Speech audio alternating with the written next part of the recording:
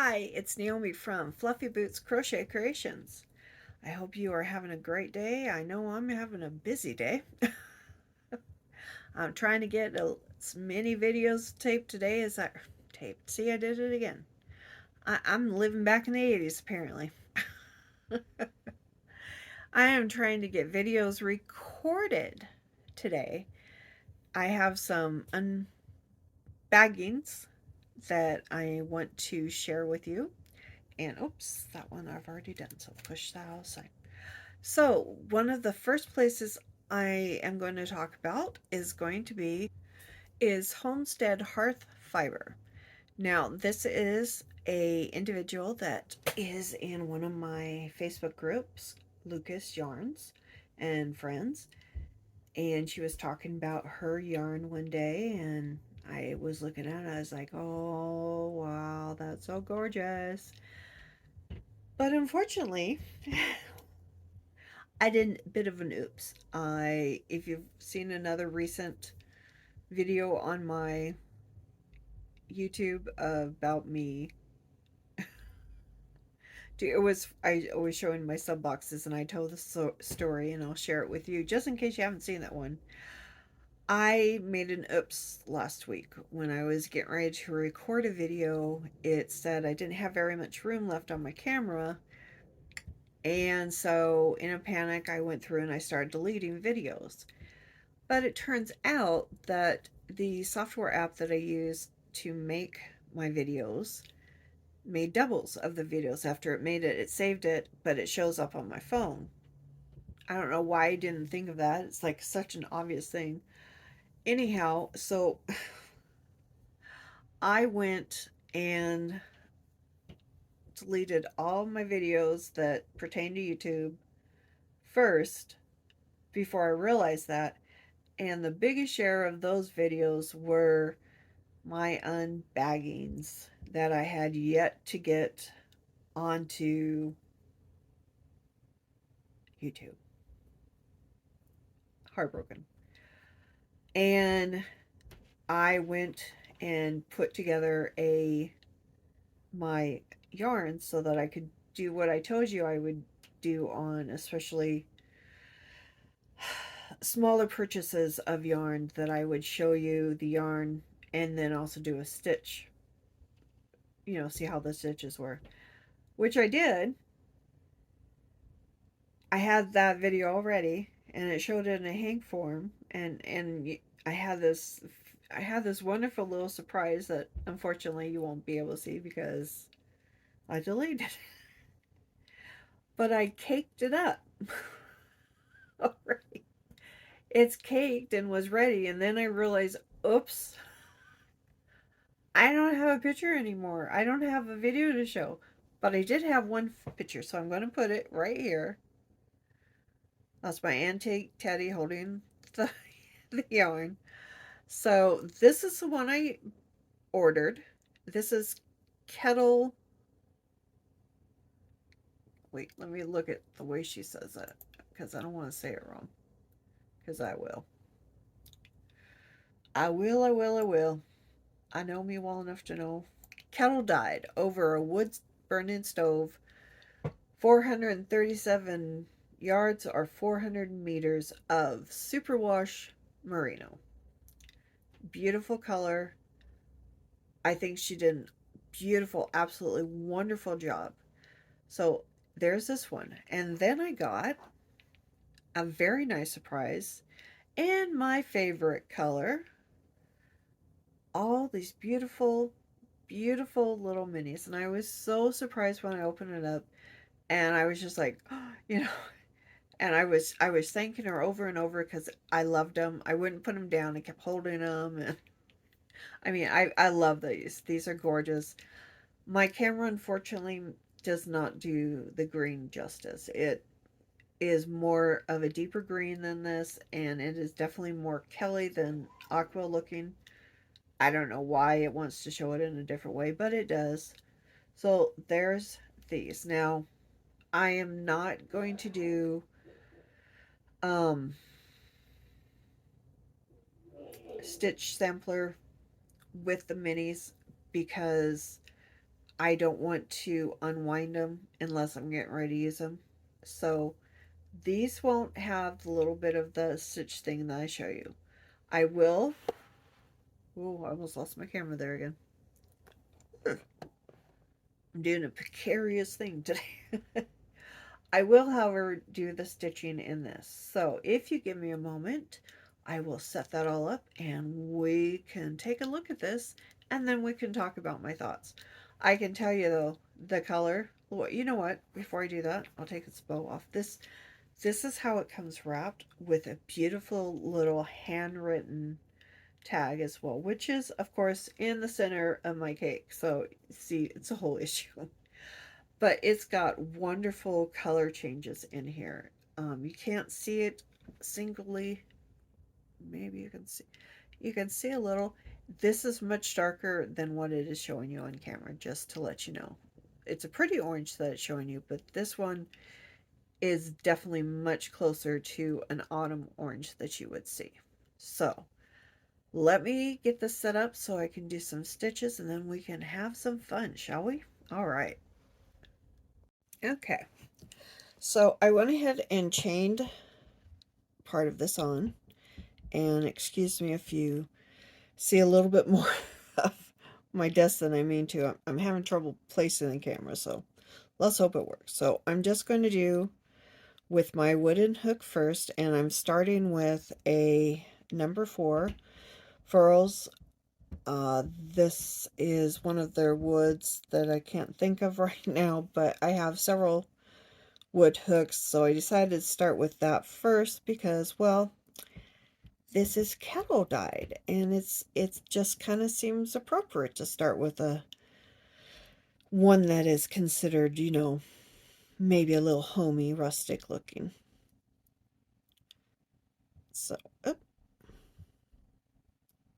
so I'm just going to do some doubles here. So far, it's nice. It's sliding just fine on the wood hook, which is always nice to know.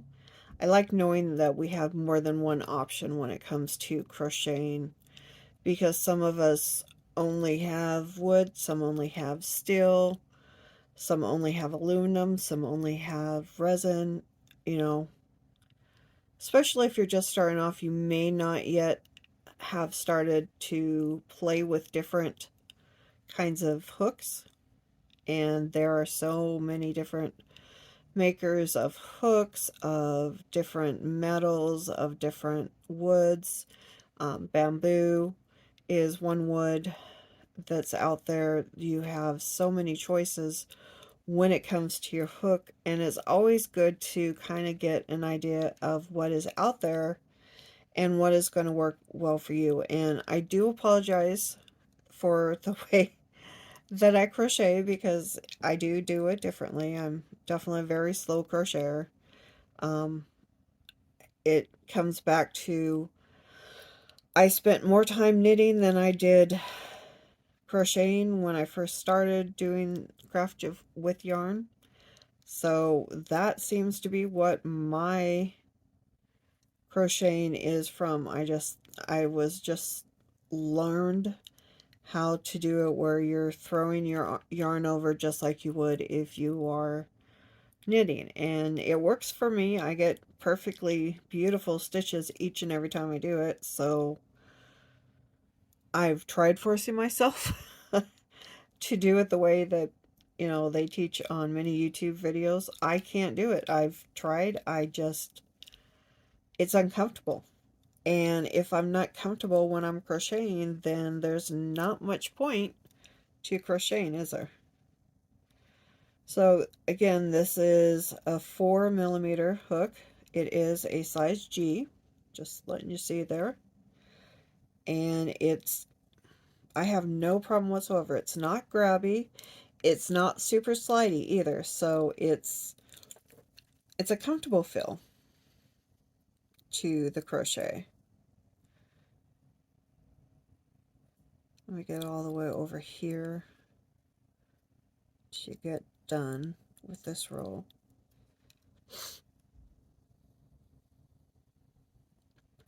because before I switch hooks, I want to do something to, because right now this is such a, oh, nothing like trying to crochet her in.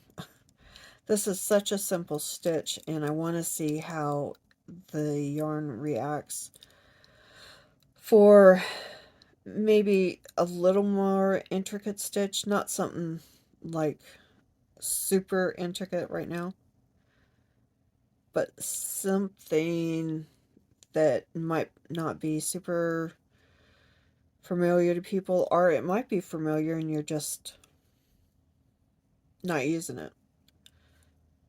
So that was my fault. It's not splitting at all. That little split was because I accidentally put my hook into the yarn. 2, chain 3.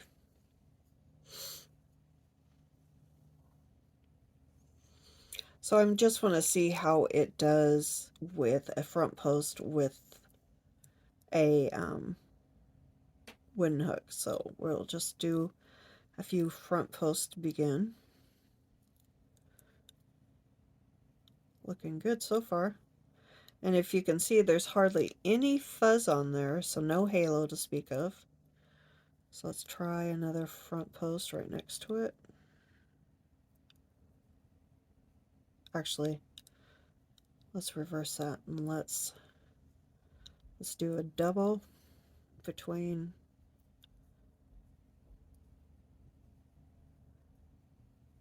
and then we'll come behind it and do a back post double crochet.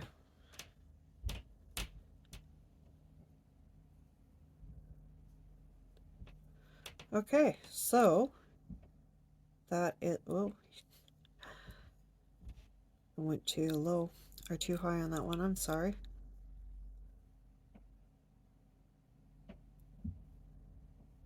It's very soft yarn.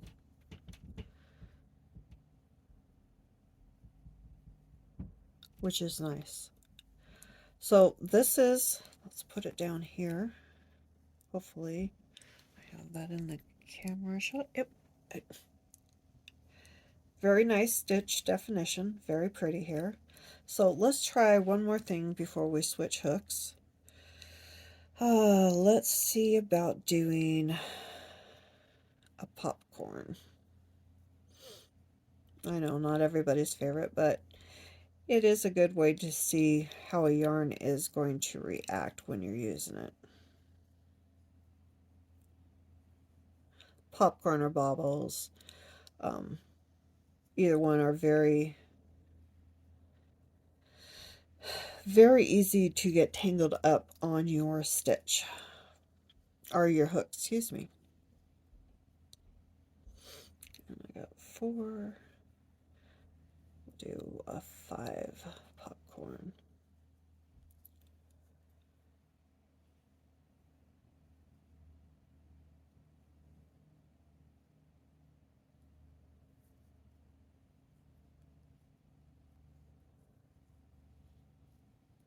Okay, I had no trouble whatsoever doing that one with my wood. So let's try my, let's see, I got another 4. Let's go up to 4.5. See how that does. See what kind of drape we're getting. So I'll do a couple more doubles here. Oh, that feels nice on here. It's a little more slick. There's hardly any grab. So again, it depends on what you're used to when you are crocheting. Do you like your yarn, your hook, I mean, to have a little bit of a grab when you are working, or do you prefer it to have this smooth texture where the yarn just kind of goes gliding over it? So let's try another front post.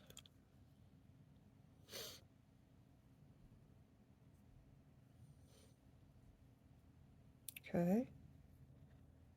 We'll do another couple of doubles here.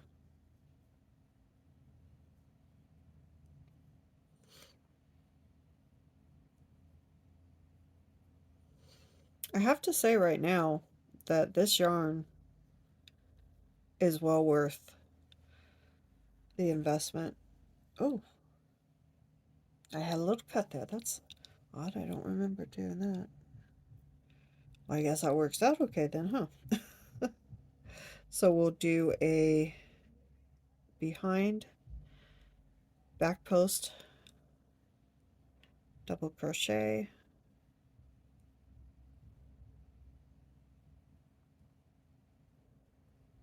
okay, nice.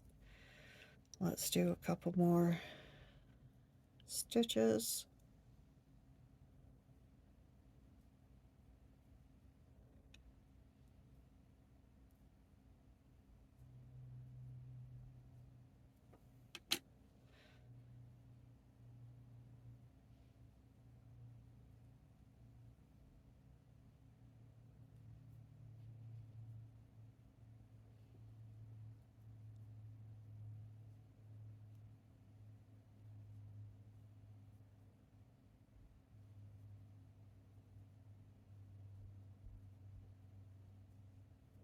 Okay, so here is where we have, this is your wood here, then we went over here to the resin. Oh, I was like, what is that? The front post, this is the back post, and then these are just doubles. So what I'm going to do before I rip it out is let's just look at the difference between the 4 and the 5. As you can see, they both got nice stitch definition. Very easy to work with. We'll rip out some here. Let's rip all the way back to the popcorn. Oh yeah, very nice. Okay, so we're going to do, with the resin, we'll do a popcorn with it as well.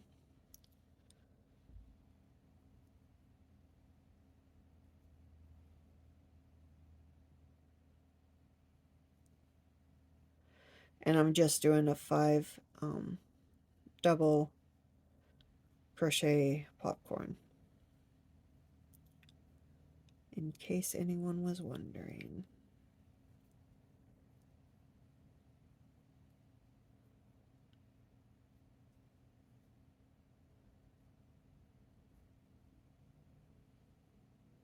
Okay.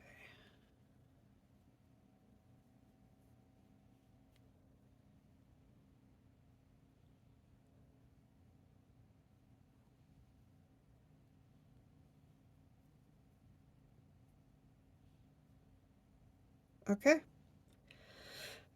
Did another really nice popcorn. It's nice and pretty. So it worked well with this. This one does have more glide to it, so depending on how you feel about having glide would depend on if you like the resin over the wood. So let's try it with steel. Now I am only doing with my furrows today, only because they're handy for me. I cannot use the smaller uh, straight hooks. They cause my hands to hurt too much. Furrows, they are a nice fit for me. So this is the Furrows 5.5. So I'm going to rip back, caught just a little bit here.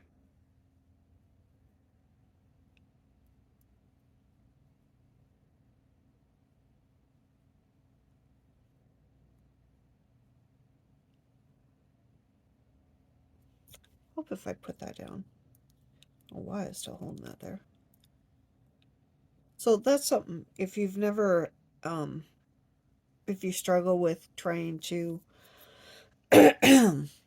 pull yarn when it gets stuck and you're, especially if it's something that has a lot of fuzz or halo to it, if you go forward and pull out a stitch or two, just loosen it up like I did here. It gives you much easier space to go back and then pull out that little bit of fuzz that got caught. I discovered that when I was working with Hobie's Carnival yarn, because it has quite the halo on it. And it made it so much easier to go forward a little bit than to come backwards and try to, when you're trying to pull it right there and there's nothing, 9 times out of 10 you break your yarn. But if you do it like I just did it, where you go forward a couple of stitches before you do the knot, you will only break the yarn, I think, when I did it on average, probably 1 in 10. So it's reversed. It's so much easier. You're not breaking your yarn, which, if you're like me, is something that happens on a regular basis if you try to pull and yank on it, especially when it gets to being thin yarn. So here we go with the steel. Try that stitch again. I feel like the stitch is judging me there. All right, so there is definitely much more sliding on this one, as you could probably tell by that very first stitch I tried to put together. I'm having to hold it a lot more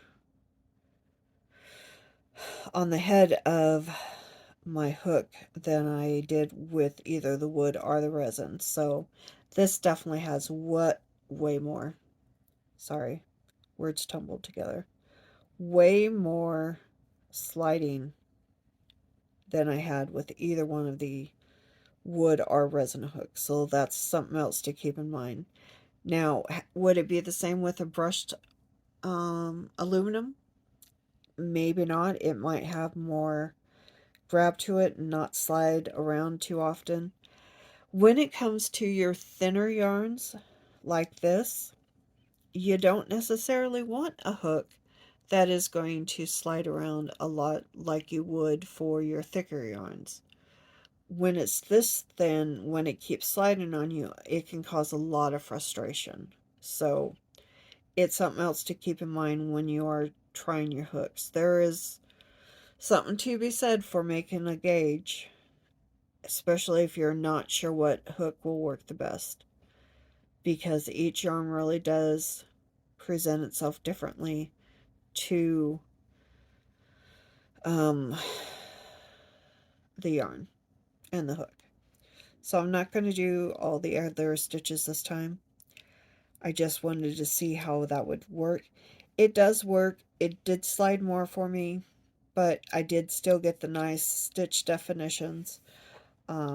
So if you like working with a steel hook instead, or aluminum hook, by all means, this is just my own personal opinion. So this has no merit on anything other than this is what I feel, this is what I suggest. So please always keep that in mind, that one person's opinion is not written in stone. It's just their opinion on something. So we're going to try one more hook, which is a much smaller size. This is my 2.75? No, 2.25 Furls Odyssey hook. I love the Odyssey hooks. I was very sad when they got rid of them. Or retired them. They didn't get rid of them, retired them. I really would love to have more of the Odyssey hooks. Now, this is still sliding some, but it's easier to control. Whereas the steel one, I didn't have as much control on the sliding as I do here.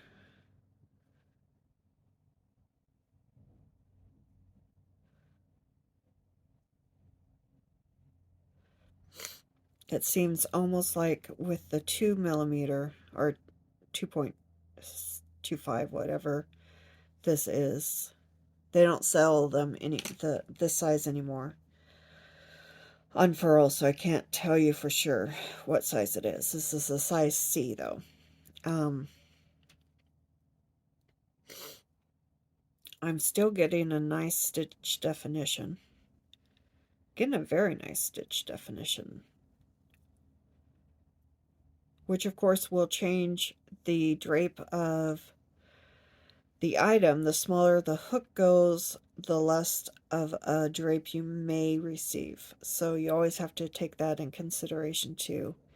If you are making something that you don't necessarily need it to drape, like a shirt, a sweater, anything like that, then it's not going to affect you very much if it's a tighter weave. However, if you're making something that is going to need drapes, such as a scarf or a shawl, then of course you want to find the hook size that works best. So here is where we are. So here, over here, is my, no, that's the 5.5 millimeter hook, my eye hook over here. Down here is the 4.0 furls, again, the wooden hook, sorry. And this is my 2. So you can see beautiful definition with every stitch. I feel more of a nicer, neater stitch with the 2, but that's also because it's a 2. It's going to make the stitches smaller, which means the stitches are going to be closer together, so you're going to get a nicer, neater stitch. But there's nothing wrong with the stitches down here at all. The 4s are just fine. They're just as beautiful. Same with the 5s. You see the 5s here. Very nice. Now, this yarn, when I get more yarn that is going to match, it will be going into either a shawl or a wrap. I haven't decided on which one. So I will be looking more at the size 5 and the 4 than I will the 2.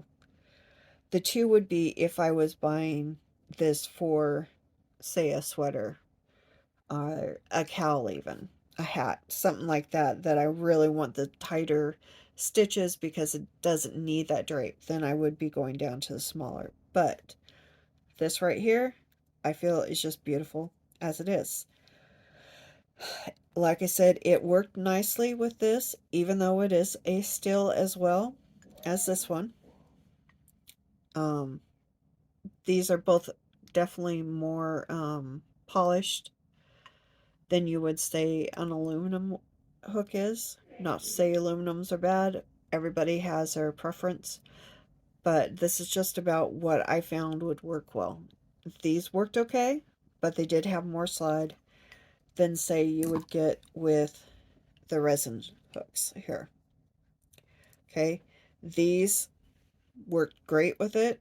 There was a little more slide, but it still had the very tiniest amount of, I keep saying slide, but it's glide that I should be saying. It did still have the smallest amount of grabbing. This one would be the same as this one. They were just fine with it. These are not bamboo though, so that's another thing to remember. These are strictly wood. These worked well. The wood one has more grab, but it still slid. If it's bamboo, it may be different. I do not currently have a bamboo hook to try. I have metal resin and these wood because these are my preference. I would probably, honestly, if I wanted to have much more control, and I'm not having to, feel like I'm having to push the hook around, I'd probably say I would go with the wood before I'd even go with the resin. Again, personal preference. Everybody has their own opinion. Everybody has their own preference. So it comes down to, would I buy this yarn again? Absolutely. I plan on buying several skeins of yarn from her. She definitely has a customer for life from me. Um, I think the yarn that she does is, I don't know what that was, um, beautiful in colors. It's got gorgeous stitch definition. It feels very soft. It's nice to work with. It's nice and soft. It, to me, is definitely worth the price. And the fact that it's kettle dyed, I love. I love that idea. It's just so, oh, what's the word I want to look for? Rustic. It just feels like a little bit of home right here. And I love that idea. And this is from Plymouth, Connecticut.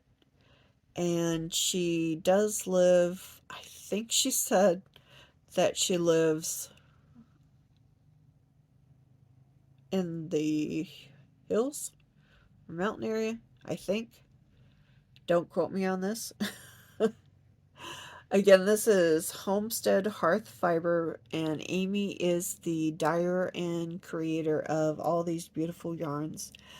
I do plan on buying more of her yarn, and I will do more reviews once I get more. But for now, I can say with confidence, I love this yarn, and I plan on buying more from her. So that's it for now. I want to thank you for stopping in and joining me in this unboxing of yarn and checking out the different stitches and textures you can get. But for now, I'm going to ask, if you are new here, please consider subscribing and hitting that notification bell. And if you aren't new here and you like what you see, and this is for new people here as well as old hands, old friends. I don't know why I always say old fans. If you've been here before and you like what you see, please consider giving me a thumbs up and leaving a comment. Let me know what you think of this yarn, what you think of the colors, what do you think of the stitches? What is your favorite hook to use for fingering weight? Let's talk about this. All right, until next time, friends. Bye for now.